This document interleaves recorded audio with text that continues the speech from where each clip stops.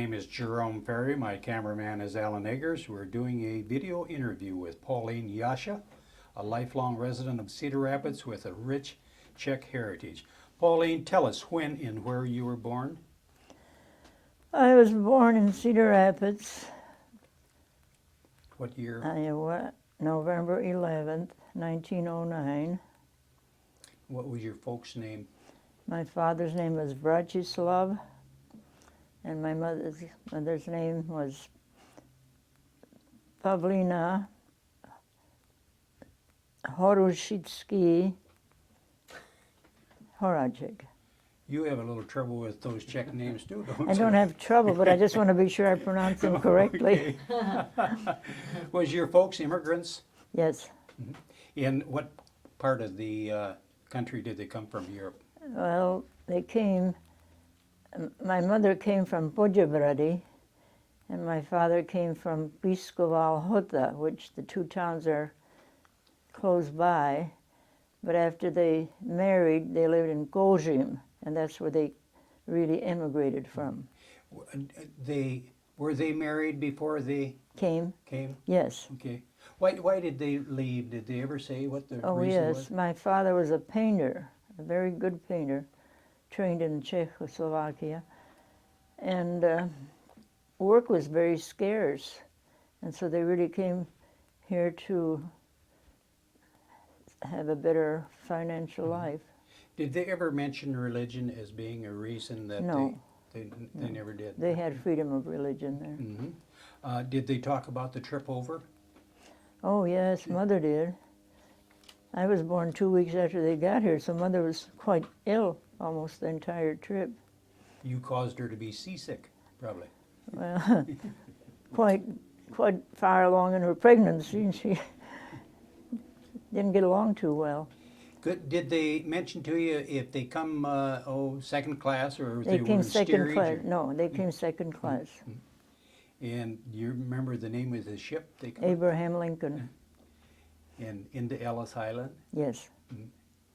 Yes, they came into Ellis Island. And my oldest brother was 4 years old, and almost 4. And they held him back in the physical examination room. And of course the parents were worried because sometimes they held people back and then they'd send them back. But he did pass. He had styes in his eyes, and after examination they did let him go through. Mm-hmm.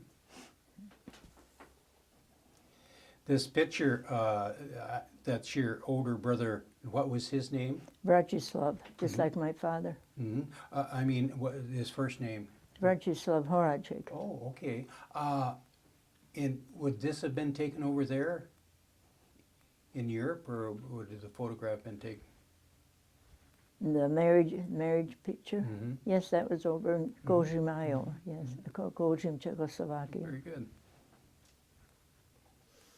Did your mother ever mention that it was hard to leave everybody behind over there, all of her family? Very often, because she knew, they both knew that they'll never see their parents or their friends again, so it was very hard. Mm-hmm. Did they come into Union Station? Yes, You remember? yes, they did. And I can imagine they only spoke Czech. They didn't. And nobody there to meet them. My uncle, who was supposed to meet them, was there earlier, but the train was late, so he went on home, and in the meantime the train arrived, and there was nobody there to meet them. So this Mr. Krolik, who was a detective at that time, he befriended the early people, and he took them, they went by dray to the Pullman Hotel. But as soon as they got there, there was a lady there that told them who she was, and so they got a connection, and so then they got them to the right place. Mm-hmm. Was housing hard to come by for immigrants? Was it hard Very to find hard. housing? Well, it was hard at that time because they came in November or October when everybody was settled for the winter. But they were just fortunate enough to find this little 3-room house that happened to be vacant at the time.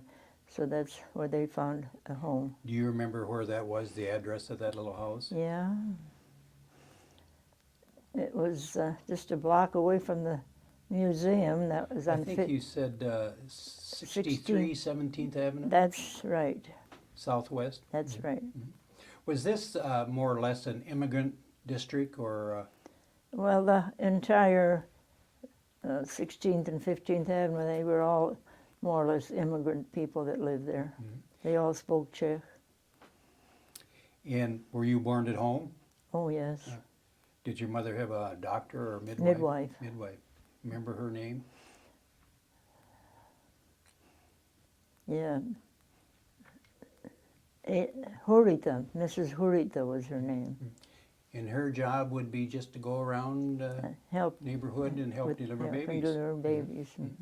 Did they baptize you? That Shortly after I was born, I developed a bad cough, and my parents were worried that I would die without being baptized. So I was baptized very soon after I was born.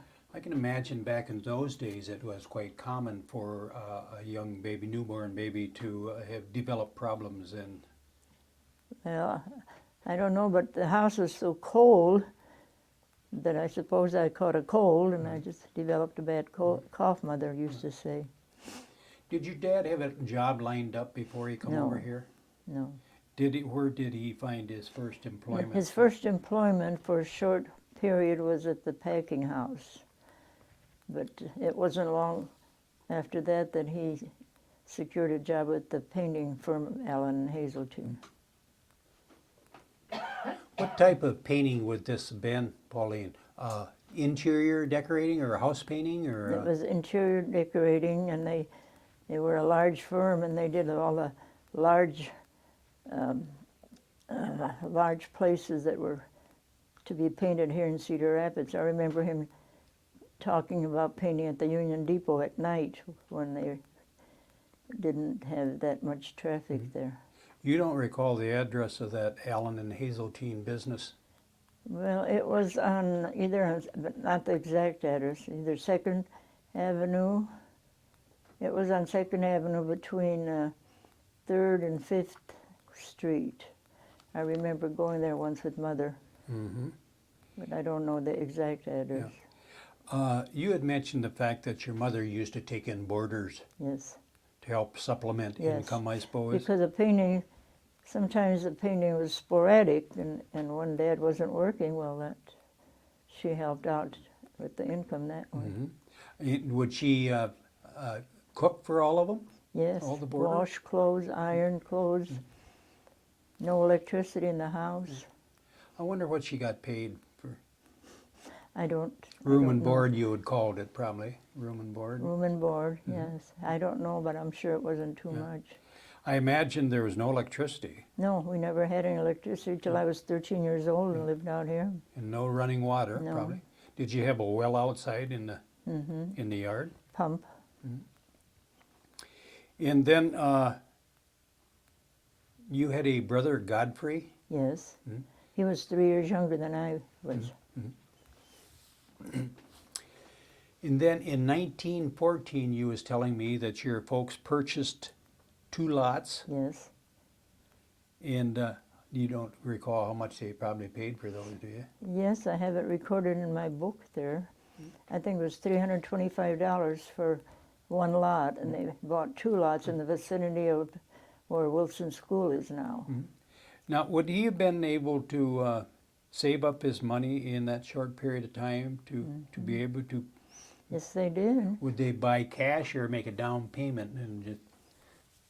I don't know, but I imagine I can't tell you that. I don't know. Where was what was the address? Where would they have been located? The 2 lots Yes. in the vicinity of Wilson's Junior High School, Okay. out there, southwest. And then how long did they live at this place? They didn't live there where they bought the 2 lots. They just bought the lots. They were Okay. vacant. Okay. And then we used to walk there in the evenings to tend to the garden there. At that time, we were living at that 21st Avenue Southwest address. Okay. And what did they? What was their reasoning for buying these lots? What did they want to do with them? Well, they thought that in the future maybe they could build a home there, because there was a real estate company that was selling lots around at that time, so they bought those 2 lots there, but they were using them to raise vegetables. Truck farming, like?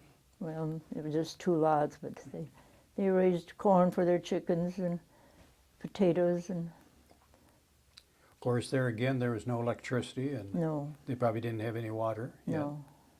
And at that time, would they been traveling with a buggy, horse and buggy? No, they walked. Walked. They walked. It wasn't really too very far. We lived on 21st Avenue, and I forgot to ask you the names that's in this picture standing by the house. You had mentioned that was your folks. my parents and my younger brother Godfrey Mm-hmm. and myself, and the baby was Blanche. Mm-hmm. Yeah, very nice. Okay. That was by this house next door to us here. Mm-hmm. Oh, next door to this one you're Before presently it was living in. remodeled Yeah, or rebuilt. Yeah. yeah. And then you told me in 1916 they moved to 5 acres. They bought. That was where that picture is. Mm-hmm. Okay, and that's on 12th Avenue. Mm-hmm. 3215 12th Avenue. And I suppose your dad walked He rode his Like- bicycle, and in the wintertime he walked to town downtown. to Yeah, paint. yeah. Mhm. You were mentioning to me that you had a brother that was a deaf mute. Yes, that was Rochislav, Mm-hmm. my oldest Okay, brother. okay. And did was he able to attend a school? He went to the school for the deaf in Council Bluffs, Iowa. That's where he started, and he graduated from there. So you didn't know him till later in life. No, because he would spend the summers at home. He was just at that school during the 9 months of school year, and then the summertime he was at home. Did In fact, I learned the sign language too. I was going to ask you, did your family learn sign language too? The rest of the family didn't, but Blanche, when she got older, and I learned the sign language. Do you still retain it? Yes, I do. Let's get you into school. Where did you go to school, Pauline?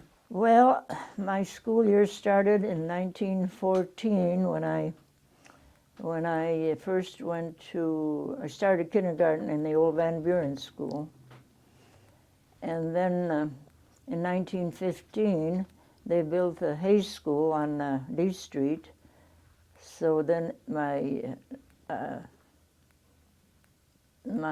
first grade, I went to Hay School until April of 1916 when my parents moved out here. And then when we moved to 12th Avenue here, I went to Edgewood No. 2 school until I graduated from 8th grade. Yeah. You were telling me that you got lost on the first day of school. Yes.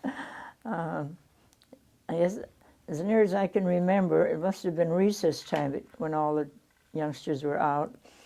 And my 2 cousins and I were out, and instead of going back into the school, this boy cousin, he was one of those that was kind of a troublemaker, but he said, I know how to walk, I know how to get around. So he took us out for a walk, and then he took us some strange place, and we were roaming around until all the kids were getting out again, and that was their noon hour.